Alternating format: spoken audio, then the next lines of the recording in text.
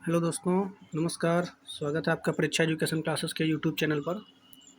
देखिए BSF water wings में BSF की तरफ से ये कुछ टोटल पोस्ट आई हैं। 281 पोस्ट है यहाँ पर। इसमें वाटर विंग्स में कांस्टेबल की पोस्ट है, हेड कांस्टेबल की है और एसआई की है। अलग अलग पद हैं। तो इस वीडियो में हम लोग जानेंगे कि इसकी आवेदन तिथि क्या है, अंतिम तिथि क्या है, कितनी फ़ीस देनी पड़ेगी आपको, कितने एज वाले लोग फॉर्म भर सकते हैं, इसका सिलेबस क्या होगा, एग्ज़ाम का प्रोसेस क्या है, पहले रिटन होगा, फिर उसके बाद फिजिकल होगा, क्या होगा, सारी डिटेल हम लोग यहाँ पर इसमें जानेंगे। ठीक है। और इसका एग्ज़ाम कब तक हो सकता है, इसकी संभावना क्या है, इसके बारे में भी हम लोग यहाँ पे जानेंगे। तो ये एक बेसिक वीडियो है जो इसको हम आपको यहाँ पर बीएसएफ जो वाटर विंग्स कांस्टेबल की वैकेंसी निकली है, इसको डिटेल में आपको समझाएंगे। ठीक है। चलते हैं इसके जो नोटिफिकेशन आया हुआ है ऑफिशियल नोटिफिकेशन पर, और उस पर चलते हैं, देखते हैं। ठीक है। तो दोस्तों हम आ चुके हैं इसके डिटेल नोटिफिकेशन पे और देखते हैं भाई।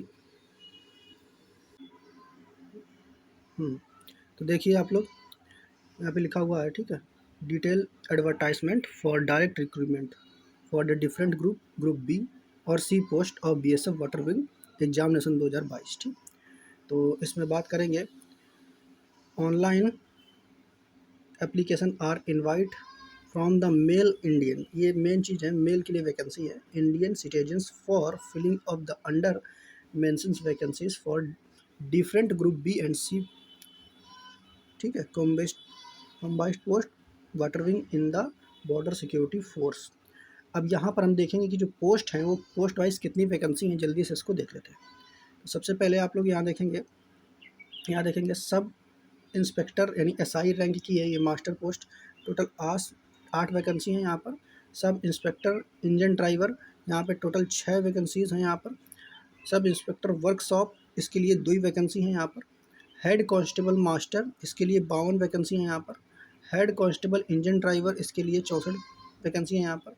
हेड कांस्टेबल वर्कशॉप इसके लिए 10 वैकेंसी हैं यहाँ पर। आगे और देखेंगे इसमें अलग अलग प्रकार के जो आरटीआई वाले बंदे होते हैं वो यहाँ पे हायर किए जाते हैं। ठीक है। कांस्टेबल क्रू इसके लिए टोटल 130 पोस्ट है, सबसे ज़्यादा कांस्टेबल क्रू के लिए है। और इसके बाद यहाँ देखेंगे टोटल 281 पोस्ट हो जाती है। तो ये आपको वैकेंसी समझ में आई कि इतनी इस हिसाब से वैकेंसी हैं। अब आगे हम लोग देखेंगे कि पे स्केल कितना है यहाँ पे। तो पे स्केल अगर आप ध्यान से देखेंगे तो एसआई मास्टर का लेवल 6 में है 35,000 से लेकर के 1,12,400 तक, यहाँ तक आपका बढ़ सकता है। ठीक है। एसआई रैंक में जो है हेड कांस्टेबल का लेवल 4 में है 25,500 से लेकर के 81,100 रुपये तक। और कांस्टेबल क्रू का जो है 21,700 से लेकर के 69,100 रुपये तक यहाँ पर आपका पे स्केल हो सकता है। ठीक है। सिटीजनशिप इंडिया का सिटीजन होना चाहिए आपको। अब योग्यता क्या होनी चाहिए इसको देख लेते हैं। ठीक है। तो योग्यता के हिसाब से आपकी जो सबसे पहले एज की बात करेंगे तो अगर आप एसआई रैंक में एसआई में अप्लाई करते हैं तो उसके लिए आपको 22 से 28 एसआई वर्कशॉप में 20 से 25 होनी चाहिए। ठीक है। एसआई अब हेड कांस्टेबल मास्टर के लिए 20 से 25, हेड कांस्टेबल इंजन ड्राइवर के लिए 20 से 25, हेड कांस्टेबल वर्कशॉप के लिए 20 से 25 और कांस्टेबल क्रू के लिए 20 से 25 साल एज होनी चाहिए। इसके बाद यहाँ पे अगर हम बात करेंगे तो छूट दी गई हुई है एससी एसटी को यहाँ पर 5 साल की छूट है, जबकि ओबीसी को 3 साल की, एक्स सर्विसमैन को भी यहाँ पर उसी हिसाब से छूट दी गई 3 साल की। ठीक है। आगे अगर एक्स सर्विसमैन एससी हैं तो 8 साल की छूट है। गवर्नमेंट एम्प्लॉय वगैरह उनके लिए भी छूट यहाँ पे दी गई, आप इसको मेंशन किया है, आप इसमें देख सकते हैं। ठीक। अलग अलग हिसाब से यहाँ पे दिए टोटल, इसमें आप देख सकते हैं डिटेल में। आगे अब चलेंगे और अब इधर बात करते हैं यहाँ पर कि क्वालिफिकेशन क्या है। ठीक। कौन कौन फॉर्म अप्लाई कर सकता है, क्या उसके पास होनी चाहिए। तो यहाँ पे देखेंगे सब इंस्पेक्टर मास्टर के लिए आपके पास 10+2 और it's equivalent from a recognised board और यूनिवर्सिटी, यानी आपके पास 10+2 होना चाहिए। ठीक है। यानी 12th आपके पास होना चाहिए। और क्या है, second class master certificate issued by the central और state inland water transport authority mercantile marine department. ठीक है। तो सबसे पहले आपके पास यहाँ पे 10+2 होना चाहिए और उसके बाद सेकेंड क्लास मास्टर सर्टिफिकेट होना चाहिए। ठीक। उसके अलावा यहाँ पे देखेंगे सब इंस्पेक्टर इंजन ड्राइवर, इसके लिए 10+2 होना चाहिए आपके पास। और साथ ही साथ first class engine driver certificate issued by the central and state island water transport authority, ठीक है, इसके द्वारा फर्स्ट क्लास का ड्राइवर सर्टिफिकेट होना चाहिए साथ में ये 10+2 के साथ। सब इंस्पेक्टर वर्कशॉप के लिए अगर बात करेंगे तो उसके लिए आपके पास बैचलर डिग्री होनी चाहिए और ये मैकेनिकल इंजीनियरिंग से आपके पास होनी चाहिए, ठीक है, या फिर 3 साल का डिप्लोमा होना चाहिए मैकेनिकल इंजीनियरिंग में, ठीक है, और या फिर ऑटोमोबाइल इंजीनियरिंग में। बात करेंगे हेड कांस्टेबल मास्टर की, तो इसके लिए आपके पास मैट्रिकुलेशन फ्रॉम है रिकग्नाइज्ड बोर्ड, ठीक है, और सेरंग सर्टिफिकेट भी होना चाहिए आपके पास। आगे बात करेंगे हेड कांस्टेबल इंजन ड्राइवर, इसकी भी बात करेंगे तो मैट्रिकुलेशन और साथ ही साथ processing second class engine driver certificate आपके पास होना चाहिए। ये ITI हैं एक तरीके से, ITI के कोर्स हैं एक तरीके से, ये लास्ट वाले, ठीक है, ये वाले जो है ITI के कोर्स हैं। तो आगे देखेंगे इधर हेड कांस्टेबल वर्कशॉप, तो इसमें भी 10th चाहिए और साथ साथ ITI में जो है अगर आपके पास इनमें से कोई कोर्स है तो आप इसमें अप्लाई कर सकते हैं। कांस्टेबल क्रू के लिए इसमें जो है, ठीक है, मैट्रिकुलेशन होना चाहिए, 1 साल का एक्सपीरियंस है होना चाहिए बोट चलाने के लिए, ठीक, तो ये चीज़ यहाँ पर होनी चाहिए। बात करेंगे यहाँ पर फिजिकल स्टैंडर्ड की, तो फिजिकल की अगर आप यहाँ बात करेंगे तो एसटी की जो हाइट है यहाँ पर, और मिजोरम नागालैंड या मिजोरम वाले जो स्टेट हैं उसमें हाइट मिनिमम 160 सेंटीमीटर होनी चाहिए, ठीक, और चेस्ट जो है 73 सेंटीमीटर से फुलाने के बाद 78 सेंटीमीटर हो जाना चाहिए। जबकि अदर जो राज्य हैं जैसे यहाँ पर दिए गए हैं, ठीक है, Kumaon Himachal Pradesh, Sikkim, Leh Ladakh, north eastern state of Kerala, Karnataka, Tamil Nadu, Maharashtra, ये इनमें हाइट जो है वो 162.5 सेंटीमीटर होना चाहिए और 75 से 80 सेंटीमीटर चेस्ट होना चाहिए, ठीक है। और इनके अलावा अगर आप अदर स्टेट से हैं, जनरल स्टेट से, तो आपकी हाइट 165 सेंटीमीटर होनी चाहिए और सीना जो है 75 से 80 सेंटीमीटर के बीच होना चाहिए, ठीक है।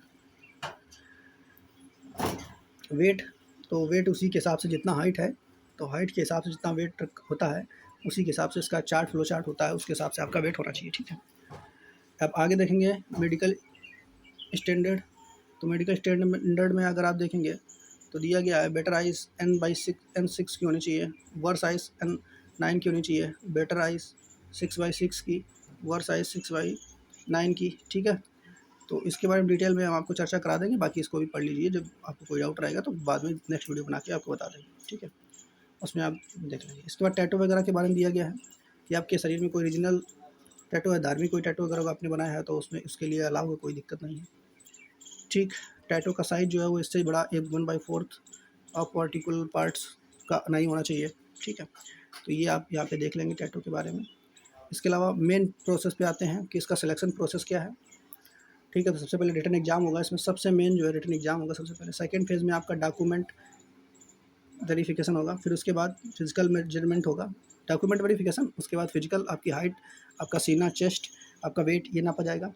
फिर फिजिकल एफिशिएंसी टेस्ट होगा, फिर ट्रेड टेस्ट होगा, आपका जो भी ट्रेड होगी इसमें उस पर टेस्ट होगा, फिर मेडिकल टेस्ट होगा। अगर आप ध्यान से देखेंगे तो कितने फेज़ में एग्जाम होगा, पहला रिटन एग्जाम, दूसरा डॉक्यूमेंट, 2, 3, 4, 5, 6 फेज़ में आपका एग्जाम मेन तरीके से होगा। फेज़ तो 2 ही है, लेकिन अगर ध्यान से देखेंगे तो 6 आपको टर्म यहाँ पे मिलेंगे एग्जाम करने के लिए, ठीक। अब रिटन एग्जाम की बात करेंगे यहाँ पर कि रिटन एग्जाम जो है ये कैसा होगा, ऑनलाइन होगा, बेस्ड होगा कि ऑफलाइन होगा, इस पर बात करेंगे।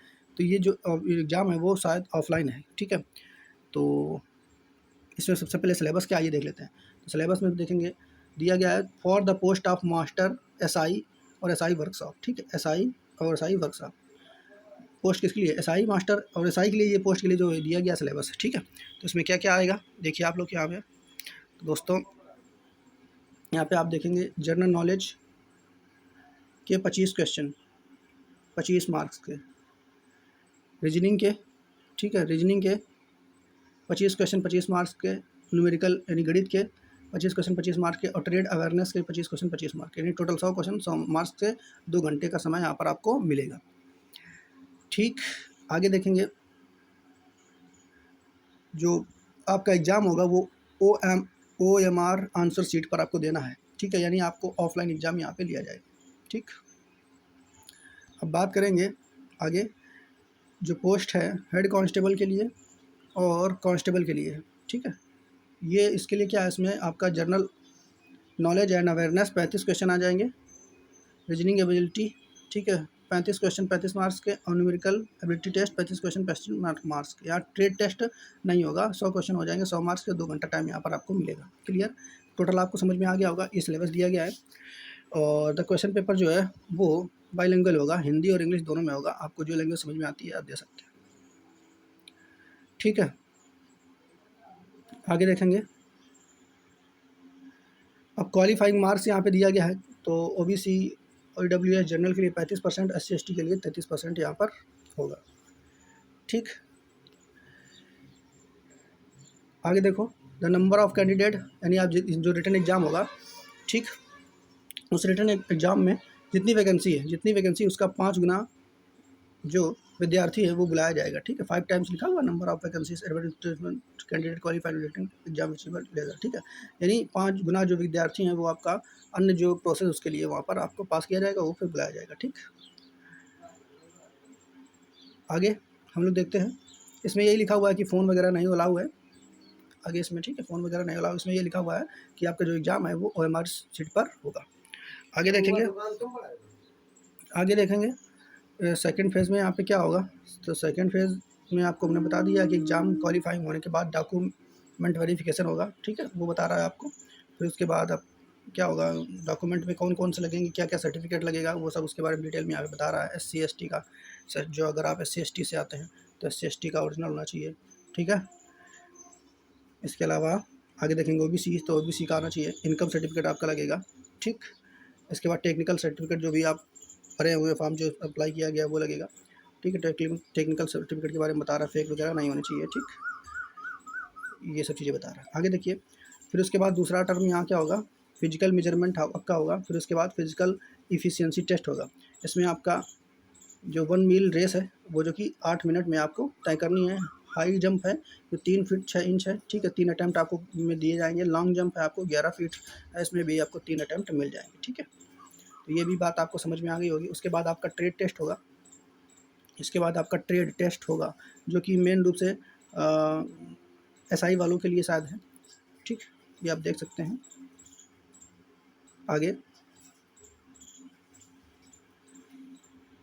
देखो मेडिकल एग्जामिनेशन, तो इसके बाद फिर आपका मेडिकल होगा। तो मेडिकल के बारे में आपको बता रहा है। ठीक, तो मेडिकल के बाद फिर आपका जो है फाइनल मेरिट जो है वो तैयार की जाएगी। ये फिर उसके बाद आपका फाइनल मेरिट आपको तैयार की जाएगी। इस तरीके से आपको यहाँ पे पूरा सिलेक्शन प्रोसेस होगा। वो मेरिट के बाद फिर आपका वहाँ पे नाम आ जाएगा, तो सिलेक्शन। अब कैसे अप्लाई करना है तो इसके बारे में दूसरा वीडियो बना देंगे, इसमें लिखा हुआ है अप्लाई कैसे करना है। उसके अलावा ये देखेंगे रिक्रूटमेंट सेंटर कहाँ कहाँ पे आपके जा सकते हैं। तो कोलकाता, गुवाहाटी, जालंधर, बेंगलुरु, ठीक है, कदमताला, आगे देखेंगे अगरतला, दिल्ली। तो ये आपके यहाँ पे सेंटर जाने वाले हैं। क्लियर, कुछ यहाँ पे इंस्ट्रक्शन दिए गए हैं, उसको उतना इंपॉर्टेंट नहीं है, आप चाहो तो उसको पढ़ सकते हैं। ठीक है, आगे डिस्क्वालिफिकेशन कौन कर दिया जाएगा उसके बारे में बताया गया है। ठीक है, who has inter into the contest a marriage with a person having a spouse living. ठीक, इसमें दिए गए हैं, आप इनको पढ़ लेंगे।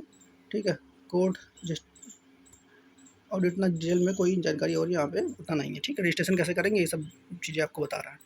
तो उम्मीद है आपको ये चीज़ें समझ में आई होंगी। ठीक, सर्टिफिकेट कैसे अप्लाई, ये चीज़ें उसी में बता रहा है, और कोई इसमें इतनी डिटेल में जानकारी नहीं दी गई कि इस तरीके का सर्टिफिकेट होना चाहिए, ये सब जानकारी दे रहा है।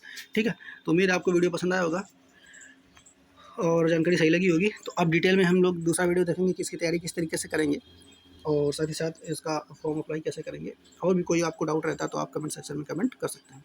वीडियो देखने के लिए आपका बहुत बहुत धन्यवाद दोस्तों। जय हिंद।